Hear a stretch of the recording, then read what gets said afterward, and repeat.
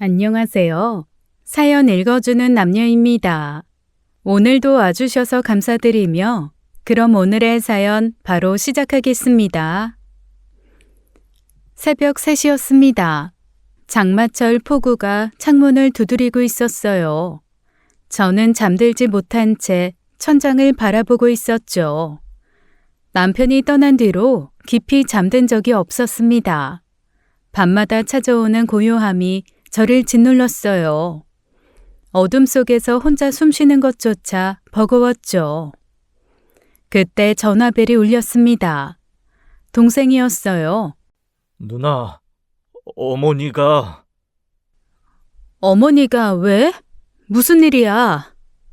어머니가 돌아가셨어. 뭐라고? 지금 무슨 소리야? 어머니가 돌아가셨다고. 저는 몇 번이고 되물었습니다. 귀가 잘못 들은 거라고 생각했어요. 하지만 동생은 같은 말만 반복했죠. 수화기 너머로 빗소리만 크게 들려왔습니다. 가슴 한가운데가 텅 비어버리는 느낌이었어요. 1년 전 남편이 떠났다는 소식을 들었을 때와 똑같았죠. 그 구멍이 다시 벌어지고 있었습니다. 저는 외투를 걸치고 밖으로 뛰어나갔어요. 빗줄기가 얼굴을 때렸지만 아무것도 느껴지지 않았죠. 차에 올라 시동을 걸었습니다. 손이 떨려서 핸들을 제대로 잡을 수가 없었어요. 앞유리를 타고 흐르는 빗물 사이로 도로가 일렁거렸죠. 제발 거짓말이길 빌었습니다. 제발 동생이 잘못 본 거길 빌었어요. 아파트 단지 입구가 보였습니다. 경찰차의 붉은 경광등이 빗줄기 사이로 번져 있었어요. 그 순간 심장이 바닥으로 가라앉았죠. 저는 차를 세우고 뛰어내렸습니다. 비를 맞으며 사람들 사이로 헤치고 들어갔어요. 1층 바닥에 하얀 천이 보였습니다. 빗물에 젖어 축 늘어져 있었죠. 저는 그 앞에 무릎을 꿇었어요. 떨리는 손으로 천을 들추었습니다. 빗물에 씻긴 어머니의 창백한 얼굴이 드러났죠. 눈을 감고 계셨어요. 입술이 파랗게 질려 있었습니다. 그 순간 다리에서 힘이 빠졌어요. 세상이 멈춘 것 같았죠. 빗소리도 사람들 목소리도 아무것도 들리지 않았습니다. 경찰이 우산을 쓴 채 다가왔어요. 15층에서 추락하셨습니다. 극단적 선택으로 추정하고 있습니다. 저는 그 말을 이해할 수 없었습니다. 어머니가 스스로 목숨을 끊었다고요? 그건 있을 수 없는 일이었어요. 저는 고개를 들어 동생 부부를 바라보았죠. 둘 다 울지 않고 서 있었습니다. 담담한 표정이었어요. 저는 그 얼굴들을 이해할 수 없었죠. 자식이 어떻게 저런 얼굴을 할 수 있는지 이해할 수 없었습니다. 우리 어머니는 절대 그런 분이 아니에요. 절대로요. 경찰은 고개만 끄덕이며 수첩을 덮었습니다.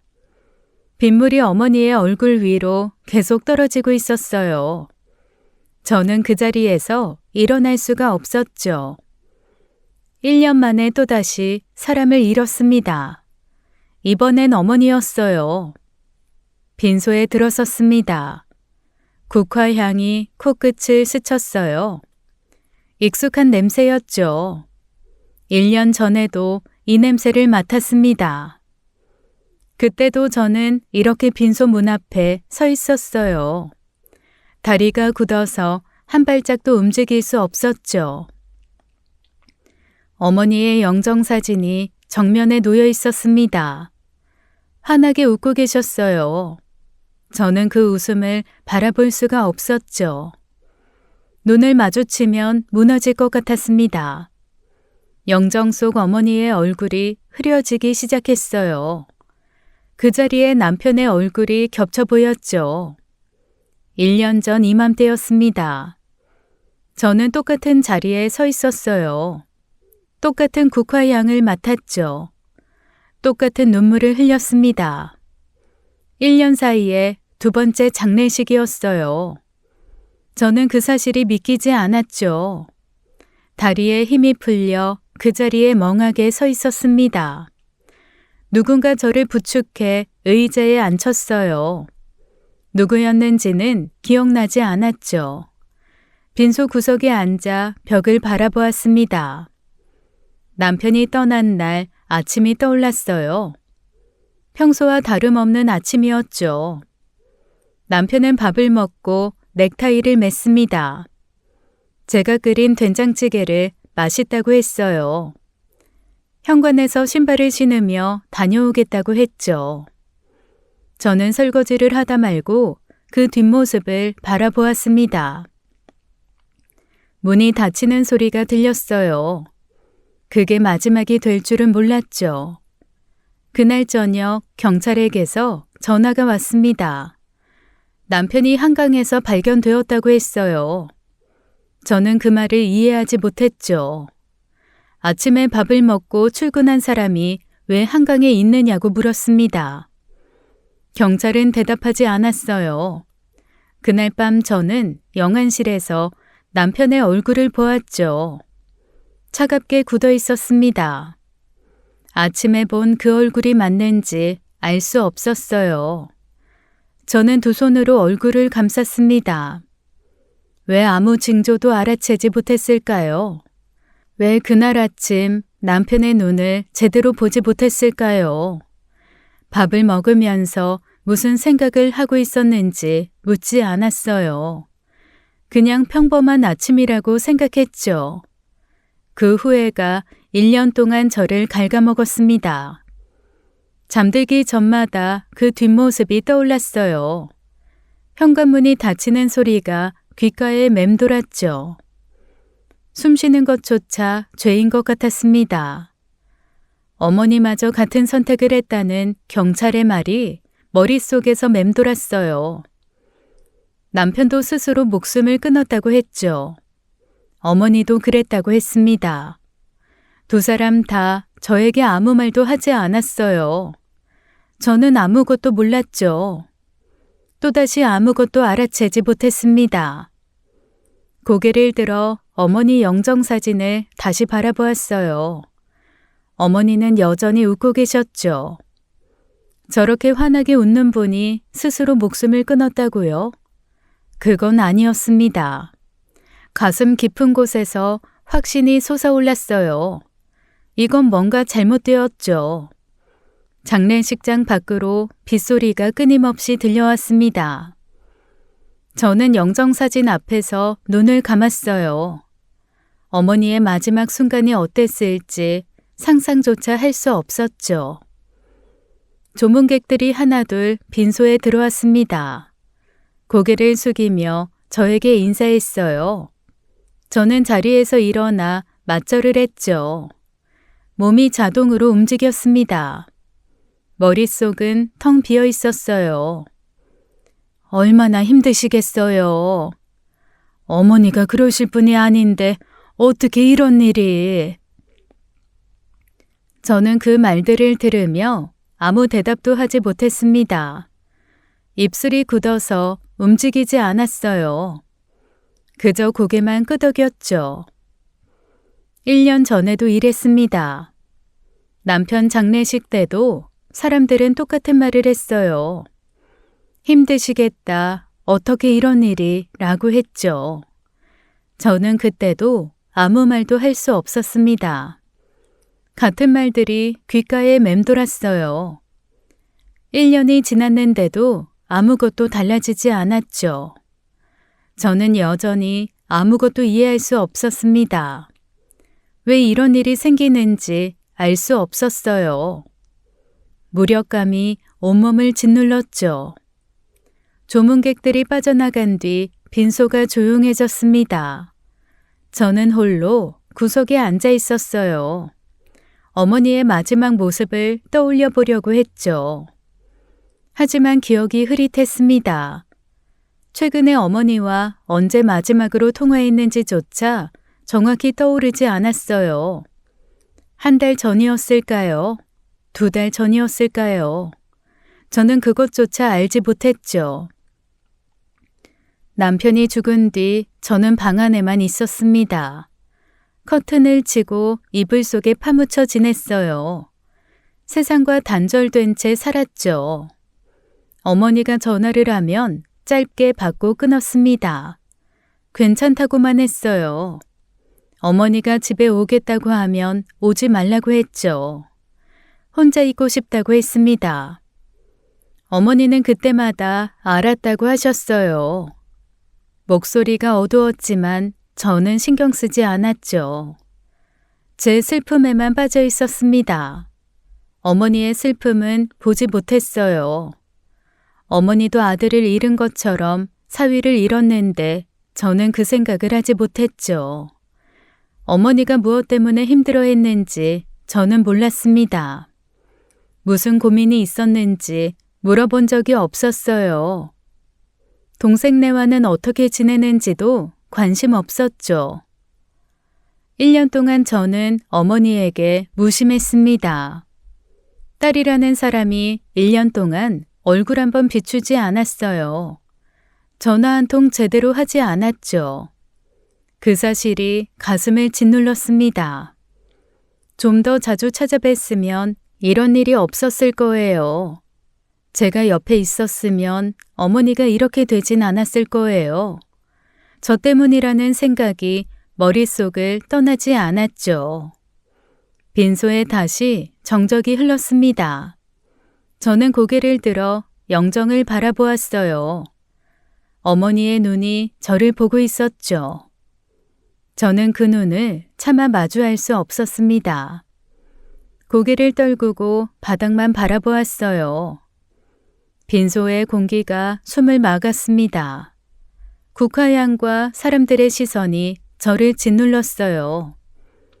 더 이상 그 자리에 있을 수가 없었죠. 저는 그 자리에서 일어나 빈소를 빠져나왔습니다. 화장실로 향했어요. 복도를 걸으며 몇 번이고 벽에 손을 짚었죠. 다리에 힘이 없었습니다. 화장실 문을 열고 안으로 들어갔어요. 빈칸에 들어가 문을 닫았죠. 변기 뚜껑 위에 앉아 눈을 감았습니다. 조용했어요. 빈소의 웅성거림이 여기까지는 들리지 않았죠. 저는 깊게 숨을 들이쉬었습니다. 머릿속이 복잡했어요. 어머니 얼굴이 자꾸 떠올랐죠. 영정속 웃는 얼굴과 하얀 천 아래 창백한 얼굴이 번갈아 스쳐 지나갔습니다. 그때 화장실 문이 열리는 소리가 들렸어요. 누군가 들어오는 발소리가 들렸죠. 구두굽이 바닥을 또각또각 두드렸습니다. 저는 숨을 죽였어요. 칸 문틈 사이로 바깥이 보였죠. 거울 앞에 누군가 섰습니다. 올케였어요. 상복을 입은 올케가 거울을 보고 있었죠. 올케가 중얼거리는 소리가 들렸습니다. 드디어 끝났네. 저는 그 말에 귀를 의심했어요. 드디어 끝났다니 무슨 뜻이죠? 장례가 끝났다는 말인가요? 장례는 이제 시작인데 말입니다. 아니면 다른 무언가가 끝났다는 말인가요? 올케가 거울 속 자기 얼굴을 바라보았습니다. 그러더니 입꼬리를 올렸어요. 환하게 웃었죠. 시어머니 장례식장 화장실에서 웃고 있었습니다. 올케가 핸드폰을 들어 올렸어요. 거울을 보며 셀카를 찍었죠. 찰칵 소리가 화장실 안에 울렸습니다. 저는 숨이 멎는 것 같았어요. 심장이 멈춘 듯 했죠. 눈앞이 하얘졌습니다. 올케는 자기 시어머니가 죽었는데 웃고 있었어요. 셀카를 찍고 있었죠. 저는 그 모습을 믿을 수가 없었습니다. 대체 왜 웃는 거죠? 뭐가 그렇게 좋은 거죠? 머릿속에서 질문이 끊이지 않았습니다. 온몸이 굳어서 움직일 수 없었어요. 등줄기로 식은땀이 흘렀습니다. 심장이 미친 듯이 뛰기 시작했어요. 저는 칸 문을 열고 나왔습니다. 올케가 거울 속으로 저를 발견했어요. 올케의 얼굴이 순식간에 굳었죠. 웃음기가 사라졌습니다. 올케의 손에서 핸드폰이 떨어졌어요. 바닥에 부딪히며 큰 소리가 울렸죠. 그 소리가 화장실 안에 메아리 쳤습니다. 저와 올케가 거울을 통해 눈이 마주쳤어요. 올케의 눈동자가 흔들리고 있었죠. 두려움인지 당황인지 알 수 없었습니다. 저는 한마디도 할 수 없었어요. 올케도 아무 말이 없었죠. 화장실에 무거운 정적이 흘렀습니다. 서로의 숨소리만 들렸어요. 저는 올케의 눈을 똑바로 바라보았습니다. 장례 2일차 오전이었습니다. 밤새 뜬 눈으로 지새웠어요. 어제 화장실에서 본 올케의 모습이 머릿속을 떠나지 않았죠. 그 웃음이 무슨 의미인지 알 수 없었습니다. 저는 상주석에 앉아 멍하니 영정을 바라보았어요. 빈소문이 열리며 사람들이 들어왔습니다. 어머니의 오랜 지인들이었죠. 동네에서 수십 년을 함께 지낸 분들이었어요. 저는 자리에서 일어나 고개를 숙여 인사했습니다. 지인들도 고개를 숙이며 영정 앞에 섰죠. 한 분이 향을 피우고 저를 올렸어요. 대체 무슨 일이야? 순덕이가 왜 이렇게 된 거야? 지인 한 분이 저에게 물었습니다. 목소리가 떨리고 있었어요. 저는 입을 열려고 했죠. 하지만 무슨 말을 해야 할지 알 수 없었습니다. 경찰이 한 말을 그대로 전해야 하는 건지 망설여졌어요. 그때 올케가 먼저 나섰습니다. 올케가 지인들에게 다가갔어요. 눈에 눈물이 글썽이고 있었죠. 어제 화장실에서와는 전혀 다른 모습으로요. 어머니가 우울증이 심하셨어요. 저희도 몰랐는데 갑자기 스스로 극단적인 선택을 하셨어요. 저희가 좀 더 신경 썼어야 했는데 정말 죄송해요. 저는 그 말을 듣고 귀를 의심했습니다. 우울증이라뇨. 어머니가 언제 우울증을 앓으셨다는 건가요? 저는 그런 말을 들은 적이 없었어요. 지인들이 충격을 받은 표정으로 서로 얼굴을 쳐다보았습니다. 순덕이가 우울증이었어? 그럴 사람이 아닌데. 아이고, 어쩌다가 이렇게 됐어. 올케가 고개를 떨구며 말을 이었어요. 평소에도 죽고 싶다는 말씀을 자주 하셨어요. 저희가 말려도 소용이 없었어요. 너무 힘들어 하셨거든요. 저는 올케를 바라보았습니다. 처음 듣는 말이었어요. 어머니가 죽고 싶다는 말을 했다고요? 그런 적이 없었습니다. 제가 아는 어머니는 그런 분이 아니었어요. 저는 올케의 눈을 똑바로 쳐다보았죠. 올케는 제 시선을 느꼈을 겁니다. 하지만 올케는 저를 완전히 무시했어요. 눈도 마주치지 않았죠. 지인들에게만 계속 설명을 이어갔습니다. 속에서 불쾌함이 치밀어 올랐어요. 어머니 명예를 이렇게 더럽혀도 되는 건가요? 아직 아무것도 밝혀지지 않았는데 왜 저런 말을 하는 건가요? 저는 화가 났습니다. 하지만 지인들 앞이었어요. 장례식장에서 소란을 피울 수는 없었죠. 저는 주먹을 꽉 쥐었습니다. 올케의 뒷모습을 노려보며 저는 생각했습니다. 이 사람은 대체 왜 이러는 걸까요? 어제 화장실에서 본 그 웃음이 다시 떠올랐어요. 지인들이 빈소를 나간 뒤 저는 올케에게 다가갔습니다. 잠깐 나와봐요. 올케가 고개를 갸웃거렸어요. 저는 대답을 기다리지 않고 빈소 밖으로 나왔죠. 올케가 뒤따라왔습니다.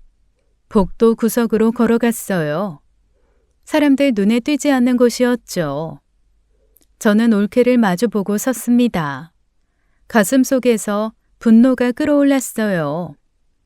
하지만 목소리는 낮게 유지했죠. 아까 어머니 친구분들한테 왜 그런 말을 한 거예요? 무슨 말이요? 어머니가 우울증이었다고, 죽고 싶다는 말을 자주 했다고. 그거 다 무슨 소리예요? 사실이잖아요. 어머님 평소에 많이 힘들어하셨어요. 난 그런 말 한 번도 들은 적 없어요. 아직 죽음의 원인도 밝혀지지 않았는데 왜 어머니 명예를 실추시켜요? 저는 목소리가 높아진 걸 느꼈습니다. 참으려 했지만 참을 수 없었어요. 올케의 표정이 바뀌었죠.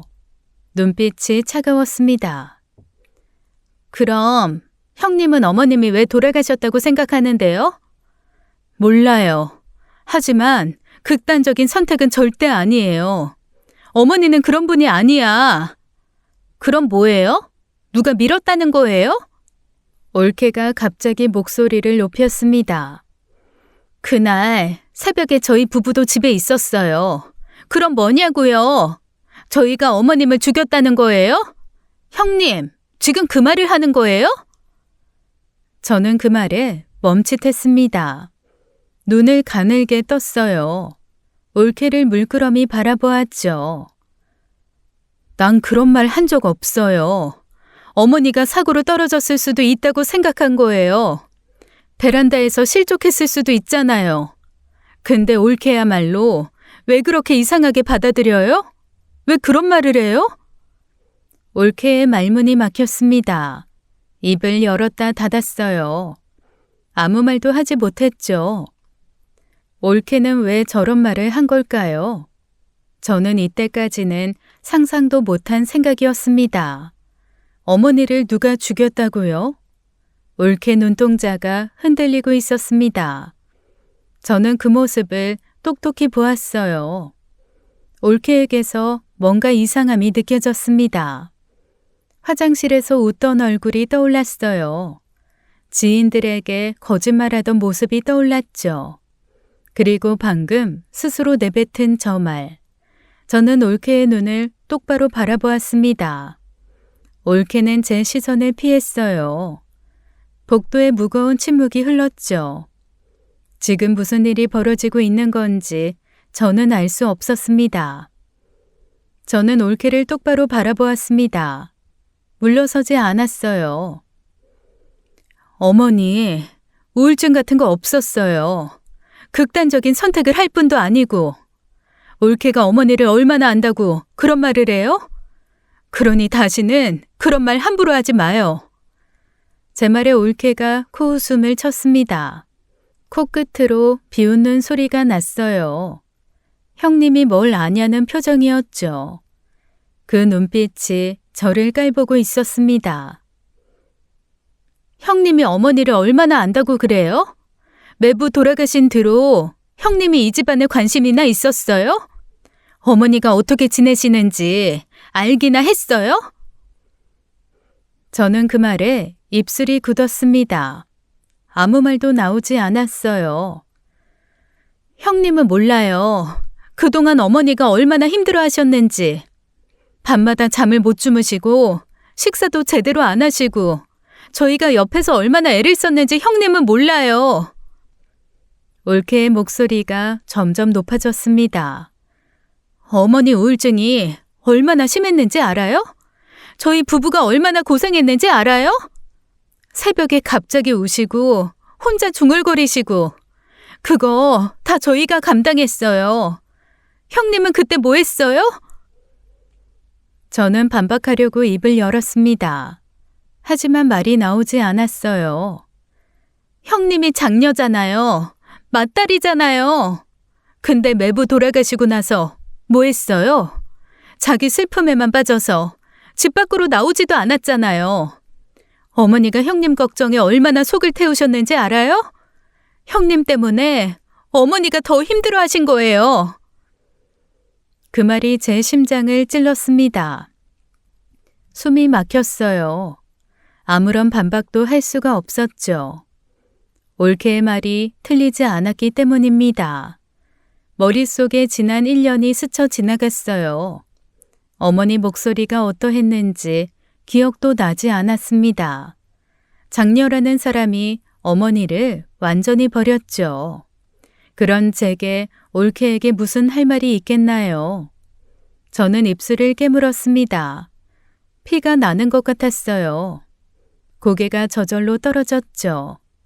올케의 얼굴을 볼 수 없었습니다. 부끄러웠어요. 죄책감이 가슴을 짓눌렀죠. 올케가 한숨을 내쉬었습니다. 형님도 힘든 거 알아요. 근데 저희도 힘들었어요. 올케가 돌아서서 빈소 안으로 들어갔어요. 저는 그 자리에 서서 움직이지 못했습니다. 복도의 차가운 공기가 온몸을 감쌌죠. 어머니에게 못난 딸이었다는 생각이 머릿속을 떠나지 않았습니다. 장례가 끝났습니다. 3일간의 시간이 지나갔어요. 저는 동생 부부와 함께 납골당으로 향했죠. 어머니의 유골함을 들고 있었습니다. 가볍지 않았어요. 하지만 무겁지도 않았죠. 한 사람의 생이 이렇게 작은 암 안에 담겨 있었습니다. 저는 그 사실을 받아들일 수 없었어요. 며칠 전까지 살아계시던 분이었죠. 숨을 쉬고 말씀을 하시던 분이었습니다. 납골당 안은 조용했어요. 어머니를 모실 자리 앞에 섰어요. 유골함을 안치하는 동안 저는 아무 말도 하지 못했죠. 동생도 올케도 침묵했습니다. 세 사람 사이에 말이 없었어요. 장례 기간 내내 그랬죠. 서로 눈도 마주치지 않았습니다. 각자의 생각 속에 갇혀 있었어요. 납골당을 나와 동생 부부 집으로 향했습니다. 차 안에서도 아무도 입을 열지 않았어요. 창밖으로 거리가 흘러갔죠. 저는 그 풍경을 보지 않았습니다. 어머니 생각뿐이었어요. 어머니의 마지막 순간이 어땠을지 자꾸 떠올랐죠. 무서우셨을까요? 외로우셨을까요? 그 생각이 머릿속을 떠나지 않았습니다. 현관문이 열렸어요. 사고 이후 처음으로 집안에 들어섰어요. 공기가 차가웠죠. 며칠간 사람이 없던 적막함이 느껴졌습니다. 어머니가 계시던 집이었어요. 하지만 어머니의 온기는 사라지고 없었죠. 텅 빈 느낌이 온몸을 감쌌습니다. 저는 어머니 방 앞에 섰어요. 문고리에 손을 올렸어요. 하지만 열 수가 없었죠. 문 너머에 어머니가 계실 것 같았습니다. 문을 열면 어머니가 웃으며 맞아주실 것 같았어요. 정수가 왔니? 하고 말씀하실 것 같았죠. 저는 한참을 그 자리에 서 있었습니다. 손이 떨렸어요. 심장이 조여왔죠. 문을 열었습니다. 어머니의 물건들이 그대로 놓여 있었어요. 침대 위에 이불이 개켜져 있었죠. 화장대 위에 빛과 거울이 놓여 있었습니다. 옷장문이 살짝 열려 어머니 옷이 보였어요. 방 안에 어머니 냄새가 가득했죠. 익숙한 냄새였습니다. 어릴 때부터 맡아온 냄새였어요. 저는 그 냄새에 숨이 막혔죠. 협탁 위에 액자가 놓여 있었습니다. 저는 그것을 집어들었어요. 액자 속에 제 사진이 있었죠. 몇 년 전 찍은 사진이었습니다. 어머니가 이 사진을 협탁에 두고 매일 보셨구나 싶었어요. 잠들기 전에 보셨을 거예요. 아침에 눈 뜨면 또 보셨겠죠. 딸이 보고 싶으셨을 겁니다. 전화 한 통 없는 딸을 기다리셨겠죠. 저는 1년 동안 이 방에 한 번도 오지 않았어요. 어머니가 얼마나 저를 기다리셨을까요? 얼마나 보고 싶어 하셨을까요? 혼자서 얼마나 외로우셨을까요? 그 생각에 가슴이 찢어지듯 아팠습니다. 저는 액자를 가슴에 끌어안았어요. 소리 없이 눈물이 흘렀죠. 어머니 하고 부르고 싶었지만 소리가 나오지 않았습니다. 목이 메어 아무 말도 할 수 없었어요. 저는 어머니 방을 나왔습니다. 손에 들린 액자를 내려놓을 수 없었어요. 가슴에 품은 채 거실로 걸어갔죠. 발걸음이 무거웠습니다. 온몸에 힘이 없었어요. 다리가 천근만근이었죠. 거실을 지나 베란다 앞에 섰습니다. 어머니가 떨어지신 창문이었어요. 저는 그 창문을 올려다 보았죠. 15층 높이의 창문이었습니다. 이 창문 밖으로 어머니가 떨어지셨어요. 저는 그 사실을 떠올리며 다리가 떨렸죠. 어머니의 마지막 순간이 어땠을지 상상하니 숨이 막혔습니다. 얼마나 무서우셨을까요? 그때 창문 상단에 뭔가가 보였어요. 안전 잠금 장치였죠. 저는 그것을 유심히 바라보았습니다. 예전에 설치한 것이 기억났어요. 조카가 베란다 창을 함부로 열 수 없게 하기 위해 올케가 설치했습니다. 잠그면 창문이 열리지 않게 막는 장치였어요. 그 장치를 풀어야만 창문을 열 수 있었죠. 저는 잠금 장치의 위치를 다시 보았습니다. 상당히 높은 곳에 달려 있었어요. 창문 맨 위쪽이었죠. 어머니의 모습이 머릿속에 떠올랐습니다. 어머니는 키가 작으셨어요. 140cm 중반이셨죠. 저보다 머리 하나는 작으셨습니다. 허리도 굽으셨어요. 나이가 드시면서 점점 더 작아지셨죠. 저는 손을 뻗어보았습니다. 잠금장치에 손이 닿을까 싶었어요. 제 키는 160이 넘었죠. 팔을 최대한 뻗었습니다. 그제야 제 손에 닿았어요. 저도 힘들게 닿는 위치였습니다. 어머니는 절대 닿을 수 없는 높이였어요. 140cm 중반의 키로는 불가능했죠. 아무리 손을 뻗어도 닿지 않았을 겁니다. 저는 주변을 둘러보았어요. 의자가 있나 찾아보았죠. 발 받침대 같은 것이 있나 살펴보았습니다. 아무것도 없었어요. 베란다에는 화분 몇 개만 있었죠. 올라설 만한 것이 아무것도 없었습니다. 바닥은 깨끗하게 정돈되어 있었어요. 어머니 사고 이후 이곳을 치운 사람은 없습니다. 동생 부부도 그날 이후 집을 처음 왔으니까요. 가슴이 빠르게 뛰기 시작했어요. 심장이 쿵쿵 울렸죠. 머릿속에서 의문이 커졌습니다. 어머니 손이 닿지 않는 이 잠금 장치를 누가 풀었을까요? 어머니가 직접 여실 수 없는 이 창문을 누가 열었을까요? 그때 창문이 열려 있던 걸까요? 아니요. 극성맞은 아이를 셋이나 키우는 올케는 절대 그런 성격의 사람이 아니었습니다. 그럼 누군가 대신 열어준 걸까요? 그 생각이 머릿속을 스쳤습니다. 저는 두근거리는 가슴을 손으로 눌렀어요. 핸드폰을 꺼냈어요.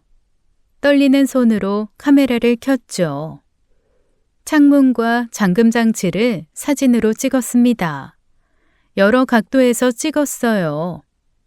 저는 동생 부부를 거실로 불렀습니다. 잠깐 이리 와봐. 동생과 올케가 의아한 표정으로 다가왔어요. 저는 두 사람을 베란다 창문 앞에 세웠죠. 그리고 창문 상단의 안전 잠금 장치를 가리켰습니다. 저거 보여? 저 잠금 장치. 그게 왜? 어머니 키가 얼마였는지 알지? 140 중반이었어. 저 장치에 어머니 손이 닿을 수 있을 것 같아? 저는 손을 뻗어 보였습니다. 나도 겨우다. 어머니는 절대 못 닿아. 그런데 어머니가 어떻게 이 창문을 열었겠어? 동생의 얼굴이 굳었어요. 올케가 먼저 입을 열었죠. 형님, 그게 무슨 말도 안 되는 억측이에요? 제가 낮에 환기한다고 열어놓고 깜빡 안 잠갔을 수도 있잖아요. 그래, 누나. 누나도 슬픈 거 알아. 그런데 너무 비약하는 거 아니야? 누나가 매형 때문에 엄마가 그런 선택을 한 걸 심적으로 용납을 못하니 계속 이유를 찾는 거라고. 저는 두 사람을 바라보았습니다. 어머니 방에서 가져온 수첩을 꺼냈어요. 낡은 수첩이었죠. 어머니가 평소에 메모하시던 것이었습니다. 저는 수첩을 펼쳐 마지막 페이지를 보여주었어요. 거기에는 글씨가 빼곡히 적혀 있었죠.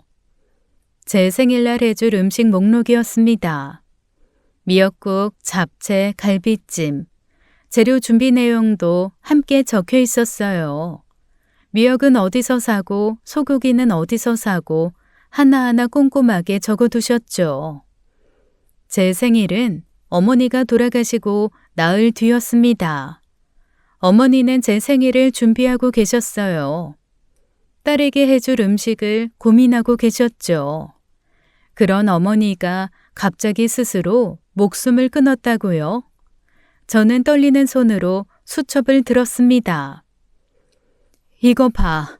어머니가 내 생일 챙기려고 준비하고 계셨어. 음식 목록까지 적어두셨다고. 이런 어머니가 갑자기 극단적인 선택을 했다는 게 말이 돼? 딸 생일 나흘 앞두고? 동생 부부가 아무 말도 하지 못했습니다. 서로 얼굴을 쳐다보았어요. 올케의 눈동자가 흔들렸죠. 동생은 입술을 굳게 다물었습니다. 두 사람 사이에 무언가가 오가는 것 같았어요. 저는 그 눈빛을 놓치지 않았죠. 나 이거 다 경찰에 알릴 거야. 창문 사진도 찍어뒀어. 제대로 조사받아야 해. 어머니 죽음이 뭔가 이상해. 누나, 그게 무슨 말이야? 우리가 엄마를 죽이기라도 했다는 말이야? 너도 그렇고 올케도 그렇고 왜 계속 그렇게 말해? 난 어머니가... 형님, 지금 정상 아니잖아요. 지금 어머니 선택을 인정 못해서 계속 이렇게 억지 부리시는 거잖아요. 인정하면 형님 스스로 어머님을 외면했던 자기 자신을 용서하기 힘드니까. 아니에요? 그래, 누나. 이제 그만해. 저는 수첩을 가슴에 품었습니다. 동생이 뭐라고 말하려 했어요. 하지만 저는 듣지 않았죠. 현관문을 향해 걸어갔습니다. 뒤에서 올케가 뭐라고 소리쳤어요. 저는 돌아보지 않았죠. 현관문을 열고 밖으로 나왔습니다. 복도의 차가운 공기가 얼굴을 스쳤어요. 저는 엘리베이터를 향해 걸어갔죠. 그때 뒤에서 발소리가 들렸습니다. 누나, 잠깐만. 동생이 급히 따라 나왔어요. 저는 걸음을 멈추고 돌아보았죠. 동생의 얼굴이 창백했습니다. 입술이 파르르 떨리고 있었어요. 누나, 사실 나 할 말이 있어. 동생이 주변을 두리번거렸습니다. 아무도 없는 것을 확인하고 목소리를 낮췄어요. 사실 유민이가 어머니를 많이 구박했어. 내가 옆에서 보면서도 말리지 못했고. 저는 그 말에 숨이 멎었습니다. 동생이 고개를 떨구며 말을 이었어요. 어머니랑 유민이 사이가 안 좋은 건 알았지? 근데 마지막 즈음엔 정말 심했어. 매일 싸웠어. 유민이가 어머니한테 소리 지르고 어머니는 방에 틀어박혀 우시고 나는 중간에서 어쩔 줄을 몰랐어. 동생의 목소리가 떨렸습니다. 그 갈등 때문에 우리 부부도 이혼 직전까지 갔었어. 유민이가 어머니랑 같이 못 살겠다고 자기가 나가든지 어머니를 내보내든지 하라고 했어. 나는 어머니를 내보낼 수가 없었고, 그래서 맨날 싸웠어. 저는 동생의 얼굴을 바라보았어요. 동생이 고개를 더 깊이 떨구었죠. 저는 동생에게 장례식장에서 있었던 일을 말해주었어요. 장례식장 화장실에서 올케가 웃고 있었어. 거울 보면서 셀카 찍더라. 자기 시어머니 장례식에서 이제 다 끝났다라는 말까지 하고, 그리고 지인들한테 어머니가 우울증이었다고 거짓말했어. 죽고 싶다는 말을 자주 했다고. 동생이 눈을 질끈 감았습니다. 주먹을 꽉 쥐었어요. 아무 말도 하지 못했죠. 나 이거 다 경찰에 알릴 거야. 어머니 죽음의 진실을 밝혀야 해. 저는 돌아서서 걸어갔습니다. 동생이 뒤에서 부르는 소리가 들렸어요. 하지만 멈추지 않았죠. 엘리베이터에 올라 1층 버튼을 눌렀습니다. 곧장 경찰서로 갔어요. 담당 형사를 찾아갔죠. 형사가 저를 보고 자리에서 일어났습니다. 무슨 일로 오셨습니까? 저는 핸드폰을 꺼내 창문 사진을 보여주었어요. 잠금 장치가 찍힌 사진이었죠. 그리고 어머니의 수첩을 펼쳐 보였습니다.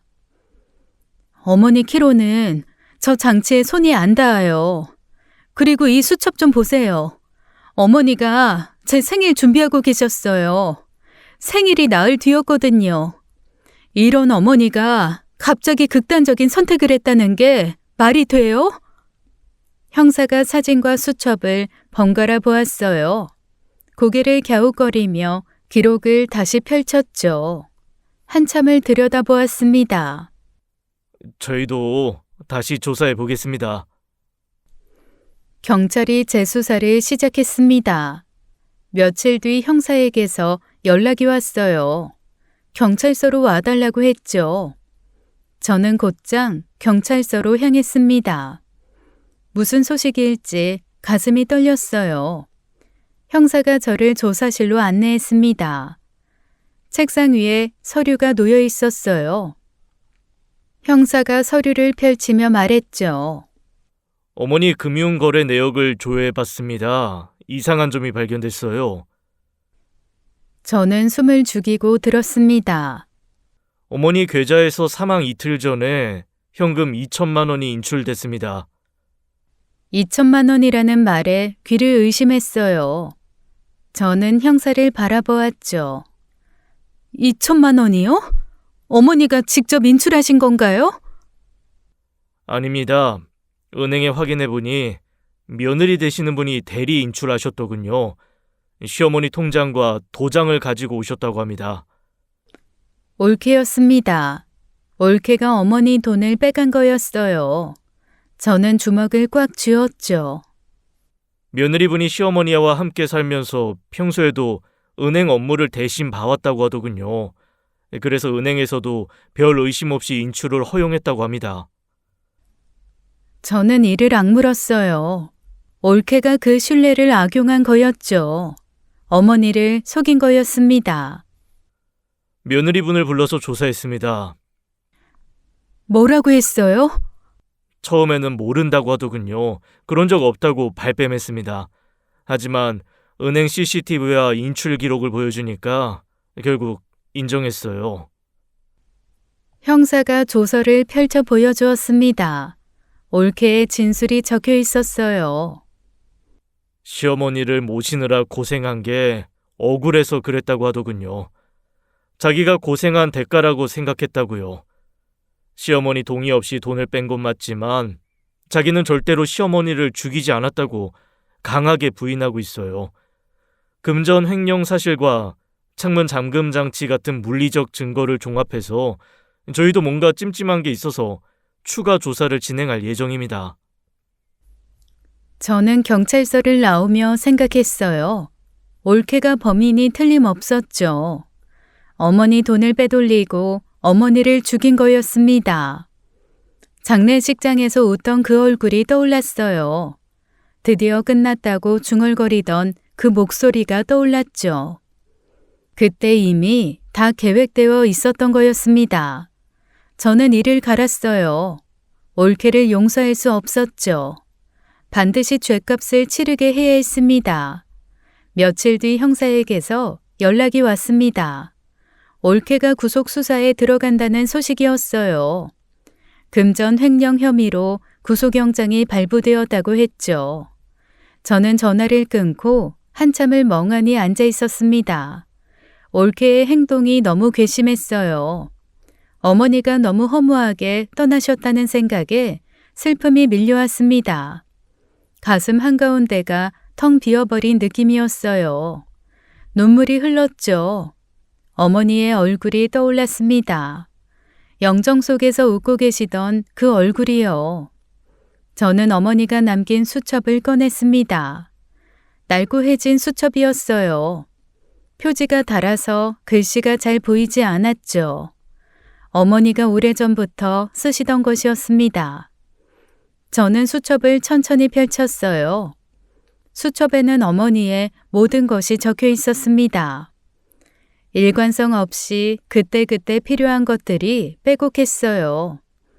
장볼 목록이 있었죠. 병원 예약 날짜가 적혀 있었습니다. 누구 생일인지 메모해둔 것도 있었어요. 전화번호도 적혀 있었죠. 생각나는 것들을 그때그때 적어두신 것이었습니다. 페이지를 넘기다가 제 이름이 보였어요. 정숙이 걱정된다라고 적혀 있었죠. 밥은 먹는지 모르겠다라는 문장도 있었습니다. 전화해도 안 받는다라고 적혀 있었어요. 다음 줄에는 얼굴이 보고 싶다라고 적혀 있었죠. 저는 그 글씨를 보며 또다시 눈물을 흘렸습니다. 어머니가 저를 얼마나 걱정하셨는지 느껴졌어요. 1년 동안 찾아뵙지 못한 죄책감이 가슴을 짓눌렀죠. 수첩을 계속 넘겼습니다. 어느 페이지에서 손이 멈췄어요. 낯선 문장이 눈에 들어왔죠. 민수가 변했다. 저는 그 문장을 다시 읽었습니다. 민수는 제 동생 이름이었어요. 다음 줄을 읽었죠. 무섭다. 심장이 덜컥 내려앉았습니다. 손이 떨리기 시작했어요. 다음 문장을 읽었죠. 사업이 어려운가 보다.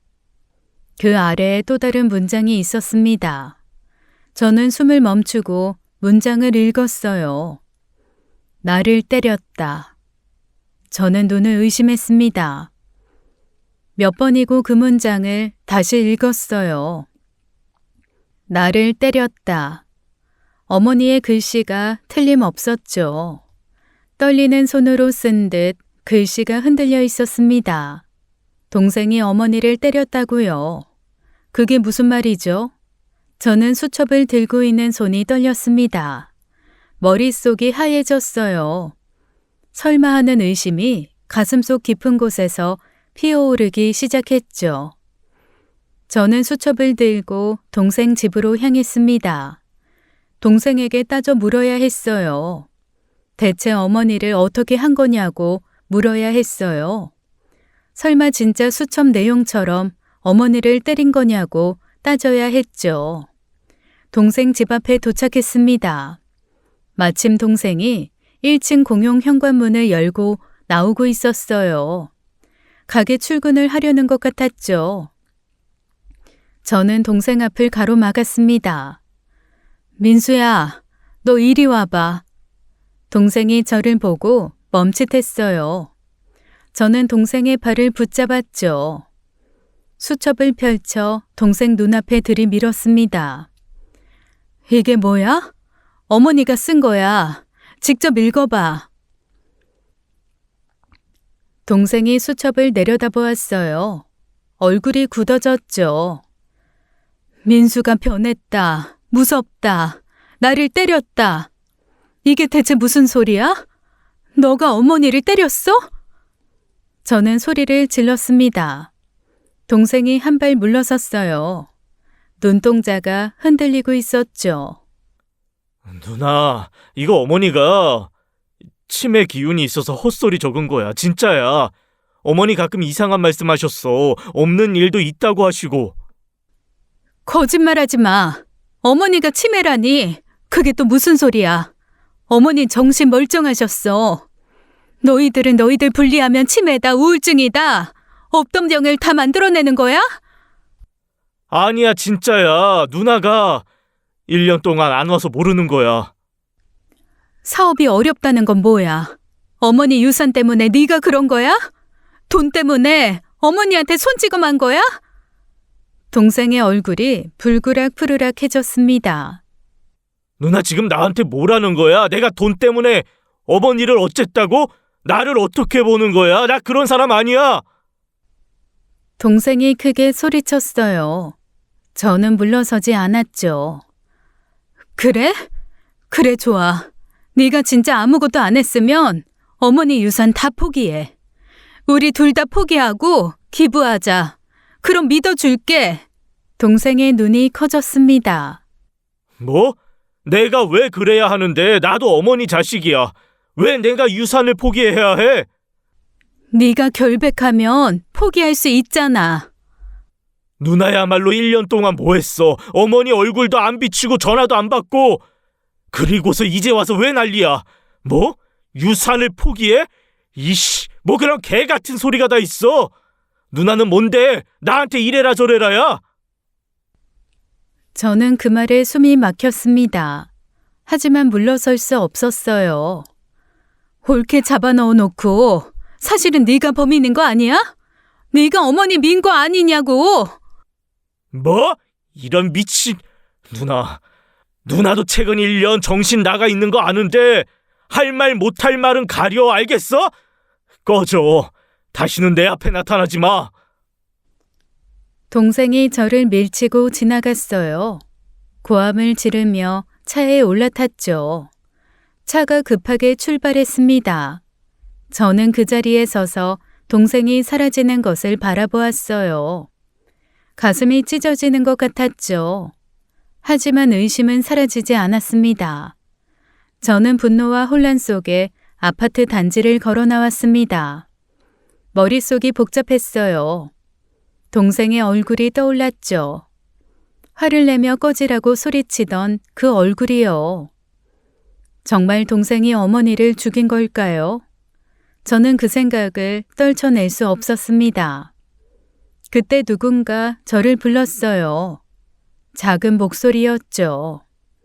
저기요 하는 소리가 들렸습니다. 저는 걸음을 멈추고 돌아보았어요. 낯선 남자가 서 있었습니다. 주변을 두리번거리고 있었어요.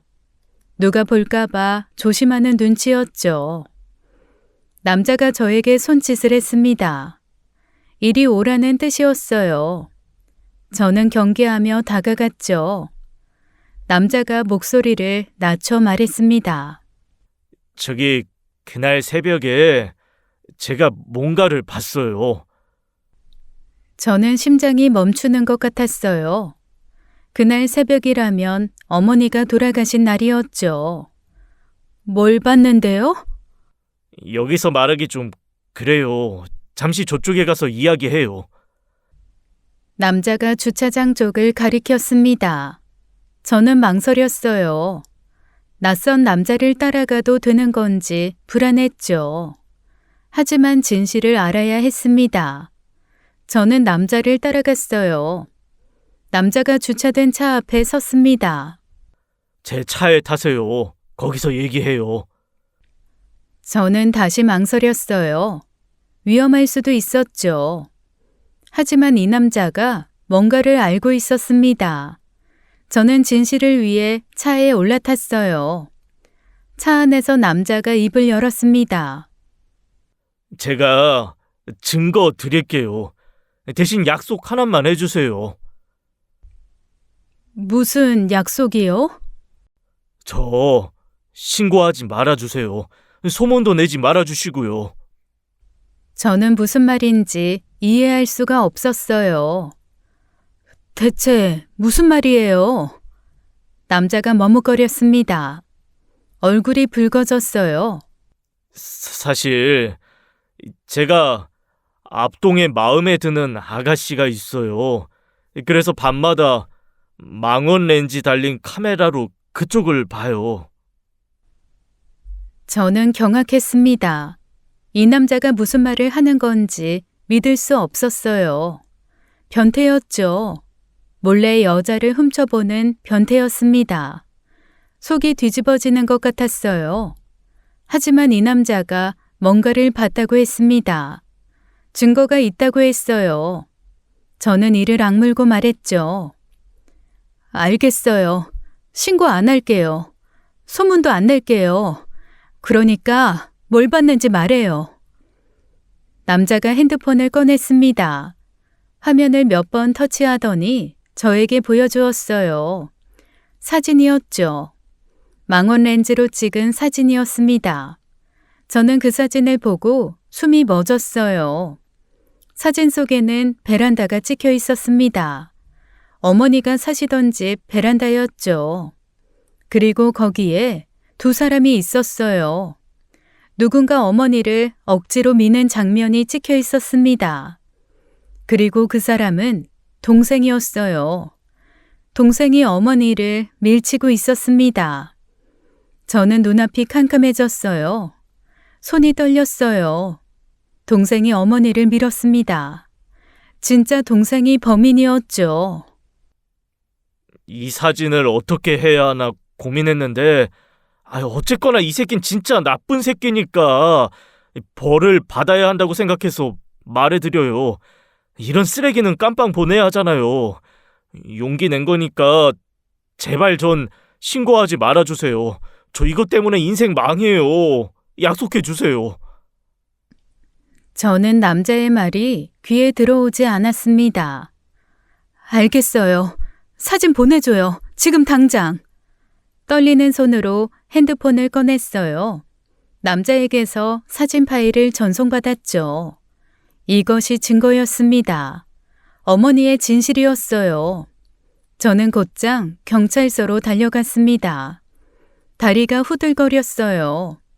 손에 쥔 핸드폰이 떨렸죠. 하지만 멈출 수가 없었습니다. 어머니의 진실을 밝혀야 했어요. 경찰서에 도착해 담당 형사를 찾았습니다. 형사가 저를 보고 자리에서 일어났어요. 무슨 일이십니까? 저는 말없이 핸드폰을 내밀었습니다. 사진을 보여주었어요. 형사가 화면을 들여다보았죠. 형사의 표정이 굳어졌습니다. 눈이 커졌어요. 형사가 천천히 자리에서 일어났죠. 이거 어디서 구하신 겁니까? 목격자가 있어요. 그날 새벽에 찍은 사진이에요. 형사가 사진을 다시 확인했습니다. 동생이 어머니를 밀치는 장면이 선명했어요. 형사가 고개를 끄덕였죠. 결정적인 증거네요. 즉시 체포영장 신청하겠습니다. 저는 그 말을 듣고 그 자리에 주저앉을 뻔했어요. 다리에 힘이 풀렸죠. 진짜 동생이었습니다. 제 동생이 어머니를 죽인 거였어요.